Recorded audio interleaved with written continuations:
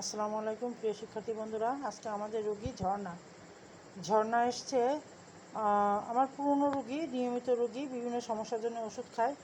এখন আজকে এসছে চোখ নিয়ে। দেখি চোখটা, দেখি চোখটা। হ্যাঁ হ্যাঁ, মুখটা উঁচু করেন। হ্যাঁ, এই যে চোখটা, এই চোখটা আগের থেকে শুকিয়ে গেছে একদম। দেখি আপনি মোটা করেন চোখটা আগে যেমন বড় ছিল এখন আর বড় নেই, আস্তে আস্তে ছোট হয়ে যাচ্ছে। এই চোখটা ছোট হয়ে গেছে, কিন্তু বেশি ছোট হয়েছে এই চোখের ভিতরে রস শুকিয়ে গেছে আস্তে আস্তে। সবসময় চোখের ভিতরে কড়কড় করে, তাই না? চোখের ভিতরে কড়কড় করে না? হ্যাঁ, এই মানে কলার আটার মতন মনে টেনে ধরে। হ্যাঁ, এরকম কলার আটা পানা টেনে ধরে না, এরকম টেনে ধরে। হ্যাঁ, আচ্ছা। এই চোখটা বেশি ছোট হয়ে গেছে, এই ডান পাশেরটা। বলছে কলার আটার মতো।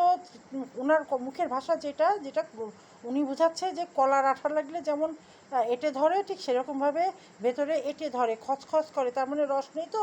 চোখের পাতা নিচু করার সময় ভেতরটা খসখস করে সব সময়, তাই না? তাই বলছেন তো আপনি? আচ্ছা, এখন এই চোখটার ভিতরে কোনো অস্বস্তি হয়, কষ্ট হয়? হয় না, কিরম ওই চোখটা বুঝিয়ে আসে সব সময়। কেমন সবসময় চোখটা বুঝে আসে? বুঝিয়ে আসা মতন। আর কি একটা চোখের মধ্যে যেন সবসময় মনে আছে যেন কি একটা খসখস সবসময় খসখস। আসলে তো কিন্তু ঢুকেনি, রসটা শুকিয়ে যাচ্ছে তো।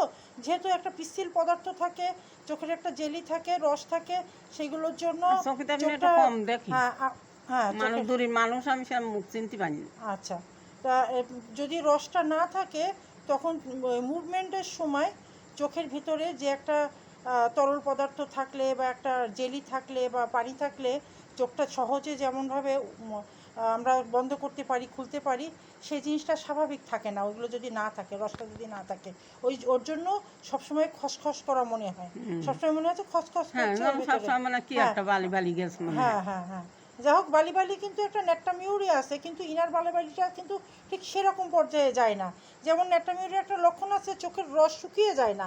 তাজা চোখের ভিতরে একটা আছে, যেন মনে হয় যে চোখের ভিতরে বালি কেউ দিয়ে দিয়েছে বা বালি ঢুকেছে, তার মধ্যে বালি যাওয়ার মতো খসখস করে। এটা কিন্তু সেরকম খসখসে না, যে এটা মুভমেন্টটা হচ্ছে চোখের। এই মুভমেন্টের সময় ওর ভেতরে যে রসটা নেই, পিচ্ছিল পদার্থটা কম হয়ে গেছে বলে ওই মুভমেন্টের সময় একটা ঘষা লাগছে। সেই ঘষাটার জন্য তার ভেতরে একটা খসখস একটা ভাব তৈরি হচ্ছে। তাই মনে হচ্ছে তো? আমার কথার সাথে আপনার মনটা মিলছে তো? হ্যাঁ, আচ্ছা, ঠিক আছে। এখন এই লক্ষণের জন্য আমি ওষুধ নির্বাচন করলাম নাক্স মস্টেটা, কিন্তু তার সাথে আরও লক্ষণ নিয়েছি। সেটা হচ্ছে নাক্স মস্টেটার একটা বিশেষ লক্ষণ, রুগীর ভিতরে একটা ঘুম ভাব থাকে।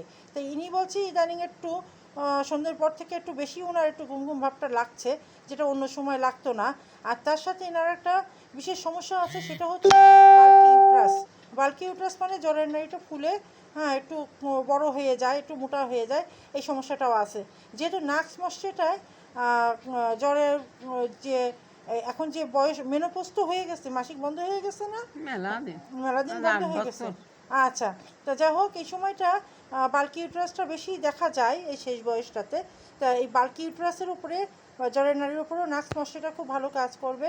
ঘুম ভাব, এর উপরেও রুগী খুব ঘুমায়, এর উপরেও কাজ করবে। তার সাথে আমি অনেক রুগীর দিয়েছি যাদের চোখে একটু বেশি ঝাপসা দেখছে, চোখের রস শুকিয়ে গেছে, এই নাক্স মস্টেটা এই ওষুধটা দেওয়ার পরে আল্লাহর রহমতে অনেক সুন্দর সফলতা পেয়েছি আমি।